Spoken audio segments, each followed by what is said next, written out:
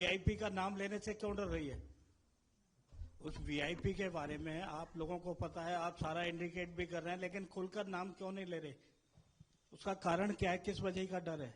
देखिए, कांग्रेस को किसी चीज का डर नहीं, और हमारे नेता का तो राहुल गांधी जी का एक ही नारा है, डरो मत। कांग्रेस बिल्कुल नहीं डरती है। कुलदीप सिंह सेंगर हो, ब्रजभूषण शरण हो, आपका जितने भी प्रज्वल रेवन्ना हो, दोषी करार दिए जाने से पहले आरोपी थे और हमने इनके नाम खुल कर लिए।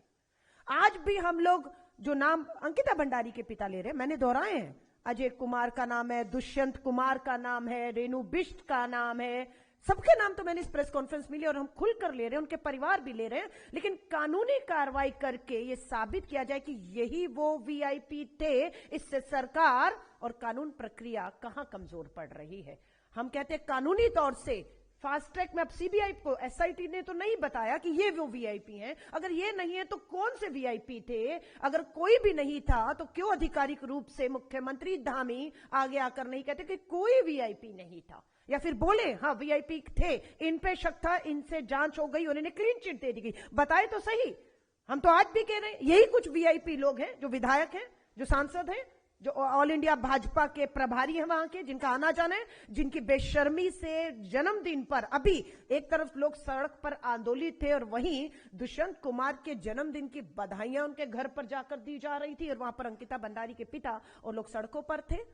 और आज एक महिला जो हमारी वहां पर आंदोलन में शामिल थी, गुस्सा है उसमें, उसने अपने तरीके से खेतों में जो काम करने वाली महिलाएं दरातरी लेकर जाती हैं, उन्होंने कहा अब अपनी सुरक्षा, अपनी रक्षा खुद करनी होगी, तो हमें ये जाना हो, हमें हथियार उठाना होगा। उसने सिर्फ एक बात कही, आपने उसको उठाकर न्यायिक हिरासत में जेल में भेज दिया। और जो लोग 1 जनवरी को पूरे देश में हथियारों का नंगा नाच करके एक कौम का इतनी गंदे तरीके से गाली देकर उनको कह रहे थे कि सबक सिखाओ और उनको मारो काटो, कोई कार्रवाई, कोई आवाज, कोई एफआईआर, कहीं कुछ नहीं होता है।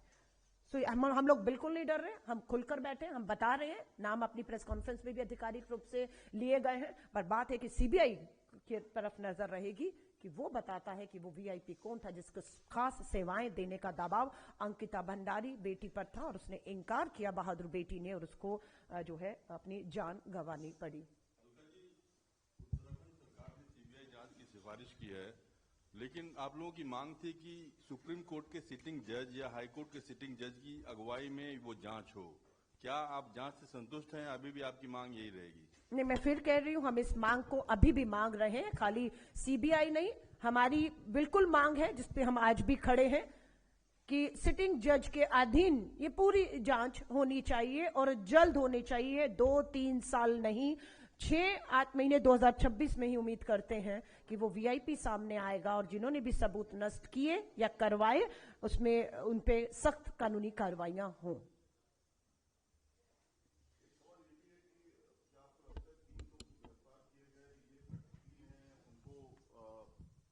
उसकी जगह पे कुछ और लोग हैं जो इसमें शामिल थे, जिनको बचाया जा रहा है, जिसमें आप कह रही हैं एक वीवीआईपी का नाम है, और भी इसमें शामिल हो सकते हैं?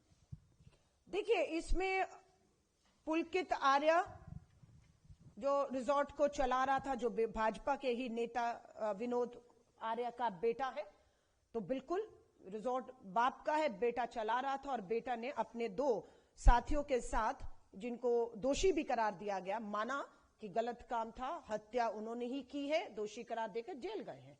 अब आगे की प्रक्रिया क्या है?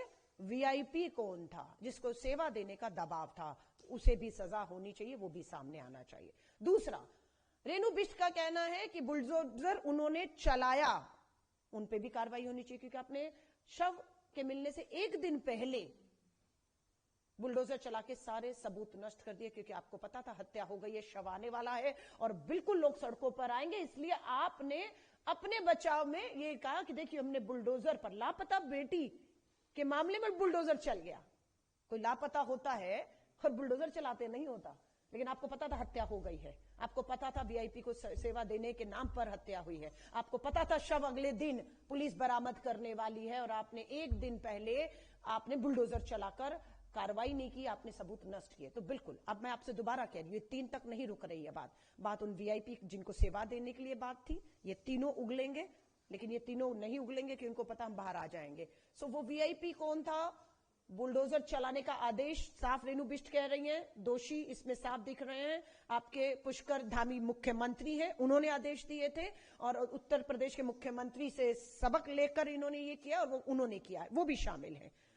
तीसरा ये आता है कि संरक्षण कौन दे रहा है, कौन दिल्ली में बैठा बड़ा नेता है जो उत्तर प्रदेश की, क्योंकि वीडियो में कहा जा रहा है कि अगर पूरी तरह चीजें सामने आई तो उत्तराखंड की सरकार ही चली जाएगी और पता नहीं कितने नेता जो है वो दांव पर लग जाएंगे। इसलिए उत्तराखंड की सरकार और उन वीआईपी नेताओं को बचाने के लिए एक संरक्षण का भी खेल कोई समूह है भाजपा के शीर्ष नेतृत्व में बैठा जो कर रहा है। ये संरक्षण भी जो दे रहा है उनके भी खुलासे होने चाहिए। जब तक ये प्रक्रिया पूरी नहीं हो जाती तब तक न्याय पूरा नहीं है और ये न्याय का हक, पूरा न्याय का हक मिलने तक ये संघर्ष, ये लड़ाई हर तरीके से हम लड़ेंगे और परिवार के साथ खड़े रहेंगे।